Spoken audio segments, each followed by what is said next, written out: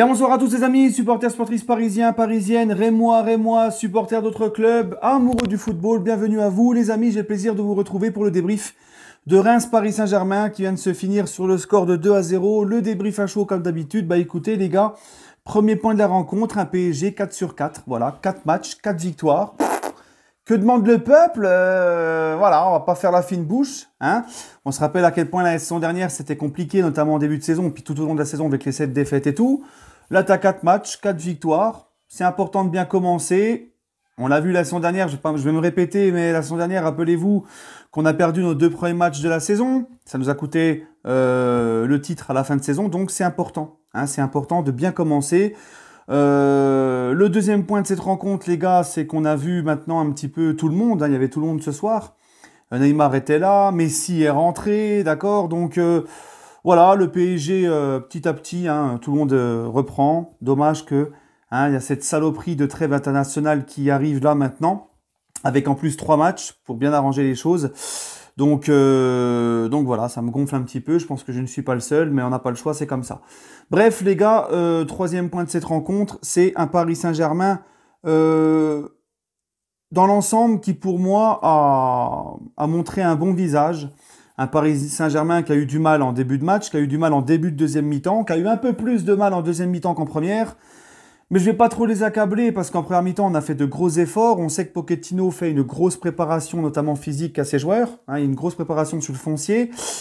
Et que dans le début de saison, quand tu fais ce genre de préparation, tout ça, c'est assez compliqué de tenir 90 minutes sur un gros rythme. J'ai vu un Paris Saint-Germain, donc dans l'ensemble, franchement, personnellement, les gars, mis à part une ou deux occasions rémoises en première mi-temps, plus le but refusé de Reims en début de deuxième, dans d'autres mauvaises périodes, j'ai pas vu un PSG aussi fébrile et aussi mis en danger qu'avant. Le retour de Marquinhos aussi y est pour beaucoup. Mais sinon, j'ai bien aimé ce visage du PSG, surtout en première mi-temps, où j'ai vu un Paris Saint-Germain, j'ai vu Neymar faire le repli défensif, faire le pressing, Mbappé aussi. J'ai aimé ce pressing haut. Hein, on a pressé haut, on a harcelé l'adversaire dans son camp, on a pressé haut, on a récupéré des ballons hauts. Et ça, tu vois, c'est une petite réponse à des gens qui disent qu'on ne voit pas la patte Pochettino. Ce pressing haut dans le camp de l'adversaire, tout ça, c'est la marque de Pochettino. Hein, c'est comme ça. Après, voilà, sur le faire pendant 90 minutes en début de saison comme ça, alors que tu es en train de finir ta préparation foncière, tu as insisté sur le foncier de ça, c'est compliqué. Mais on sent un PSG qui, pour moi, malgré tout, monte en puissance. Voilà. Autre point de la rencontre, c'est tout de même, malgré ça, beaucoup d'erreurs techniques au milieu de terrain, notamment en deuxième mi-temps, beaucoup de ballons perdus, beaucoup de petites erreurs, de mauvaises passes qu'on aurait pu éviter. Même Hakimi qui a fait 2-3 conneries sur son côté. Mais bon, hein, c'est comme ça, comme je vous l'ai dit. Hein, en deuxième mi-temps, un petit peu plus de fatigue.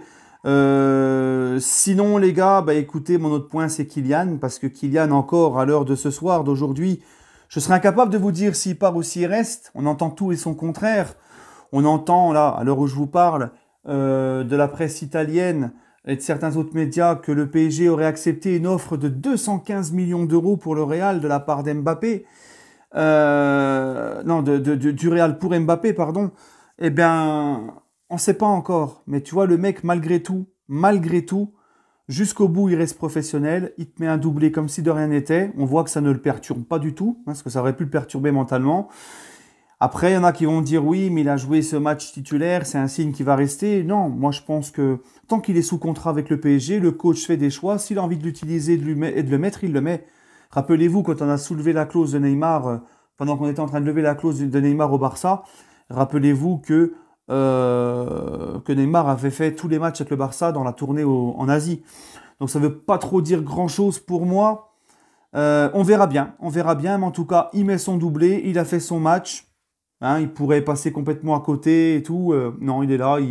Pour moi, franchement, au niveau de son professionnalisme, son hygiène de vie et tout, il est là, quoi. Parce que peut-être, on ne sait pas, peut-être qu'il a joué son dernier match ce soir avec le PSG, mais malgré tout, il fait son match, il marque ses 2 buts, il est là. Voilà, sur ça, on peut rien lui reprocher sur ça. Dommage que sa communication soit un petit peu moins maîtrisée, un petit peu moins sérieuse à Kiki. Voilà les gars, bref, on verra. Hein, si vraiment Mbappé part, personnellement, moi je pense que Haaland viendra. Parce que je ne vois pas le PSG le vendre sans trouver quelqu'un pour le remplacer. Comme je vous l'ai dit, en termes de statistiques, d'âge, statistiques d'avenir, d'âge et tout, c'est Haaland pour moi qui serait le meilleur profil pour le remplacer. Le Borussia Dortmund, ils ont beau me dire ce qu'ils veulent, ils sont en pleine crise sanitaire, avec le Covid, ils ont été grave impactés. Haaland a une option, une clause libératoire de 75 millions d'euros la saison prochaine, l'été prochain. Donc si le PSG vient, vend Mbappé et propose 160, 170 millions au Borussia pour Haaland, surtout que Raiola, le pouce serait pas contre le fait qu'il parte pour toucher un peu de pépette, je vois pas Dortmund le retenir. Donc je pense vraiment que si Mbappé part, Haaland arrive. Hein. C'est mon avis, j'ai pas d'infos, c'est un pressentiment. C'était une petite parenthèse par rapport au transfert de Kylian. Et restez bien jusqu'au bout les amis, j'ai une petite annonce à vous faire à la fin de la vidéo. Ensuite, mon autre point de cette rencontre, les gars, c'est Neymar que j'ai trouvé encore pas trop en jambes. Hein. Il est en phase de reprise lui aussi, c'était son premier match. Bon, voilà. Mais sinon, voilà. Droit de 4 victoires, 4 matchs, 4 victoires, on a 12 points. C'est très bien. Sinon, point faible, toujours Diallo à gauche. Hein. Diallo, faut vraiment, j'espère, là, c'est les derniers jours du mercato. C'est les moments où Leonardo aime le plus. Ça va bouger côté départ et peut-être aussi, sûrement, côté arrivée. Donc, j'aimerais avoir la petite surprise, un petit cadeau, d'avoir un petit latéral gauche quand même. Voilà. J'ai bien aimé aussi Di Maria, qui a été très bon. Di Maria, on n'en parle pas assez, mais souvent très décisif. Quand il marque pas, c'est des passes décisives. Sa passe décisive sur le premier but d'Mbappé est tout simplement magnifique. Hakimi aussi. Malgré qu'Hakimi a fait 2-3 conneries quand même sur son côté ce soir, je ne l'ai pas trouvé comme d'hab. Des petites erreurs de concentration, des petites mauvaises passes qu'il aurait pu éviter. Mais franchement, son caviar pour Mbappé sur le deuxième but, c'est incroyable. Franchement, le ballon qu'il lui met, c'est magnifique. Et Hakimi, sur ça, franchement, il est exceptionnel. Hein, donc ça lui fait 1 but et 2 passes décisives en 4 journées. Pour Achraf Hakimi ou 3 passes décisives, je ne sais plus, il faudrait que je regarde. Mais en tout cas, Achraf, il est là. Et puis, sinon, les gars, voilà, Marquinhos, ça s'est quand même fait ressentir son retour. On a moins subi quand même derrière. Et voilà, bon, bah, Messi est rentré. Messi n'est pas encore dans le rythme. Messi vient de reprendre l'entraînement et tout aussi. C'était son premier match cette saison. On sent qu'il n'est pas à 100%. Mais franchement, Messi, c'est la régalade. Son jeu en une touche et tout, tu sens que on va se régaler. On va vraiment, vraiment se régaler. Dommage qu'on l'a pas vu avec Neymar ce soir. Mais bon, on va attendre. On va espérer que personne ne se blesse pendant cette trêve. Et on va attendre. Sinon, non, dans l'ensemble, petit coup de chapeau à Reims quand même, qui a eu une équipe qui a été très solide. Abdelhamid, les gars, du stade de Reims. Un défenseur très sous-coté. Très bon défenseur de Ligue 1. Il a été très bon encore ce soir. Mais Reims s'est montré vaillant, Reims a montré les crocs, Reims a proposé du jeu, a eu de l'envie. J'aime bien ces équipes de Ligue 1 qui commencent un petit peu à moins avoir peur du PSG, tu vois. Voilà, je suis content.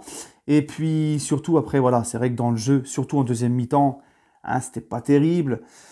Mais bon, les amis, il faut aussi dire que quand tu tombes face à des équipes qui sont regroupées devant leur défense, qui resserrent les lignes, c'est pas évident. C'est pour ça qu'un Messi, quand il sera en forme, ça va pas nous faire de mal. Hein, il sera pas de trop Messi.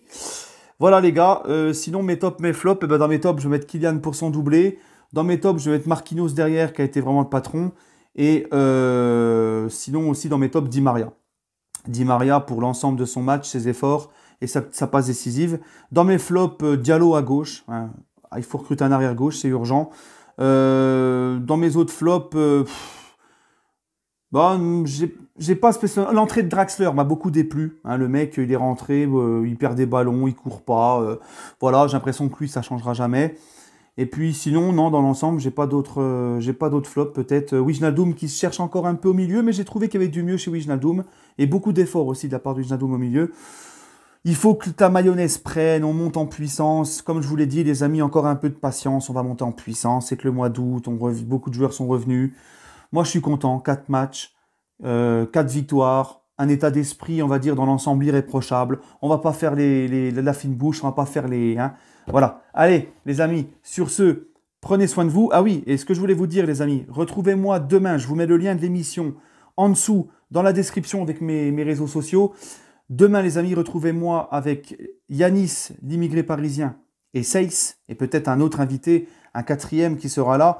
On ne sait pas encore qui, mais en tout cas, les gars, pour la première émission Passion Foot, sur notre chaîne Passion Foot, les gars, je vous mets le lien juste en dessous, et on reviendra sur le match de ce soir, et on parlera bien sûr, et on suivra en live le mercato, et on parlera encore de mercato, etc. Actualité PSG. Donc les amis, c'est demain à 19 h. Soyez là. Je vous mets le lien d'émission juste en dessous pour vous abonner à la chaîne, pour suivre l'émission. Allez, prenez soin de vous les amis et allez Paris.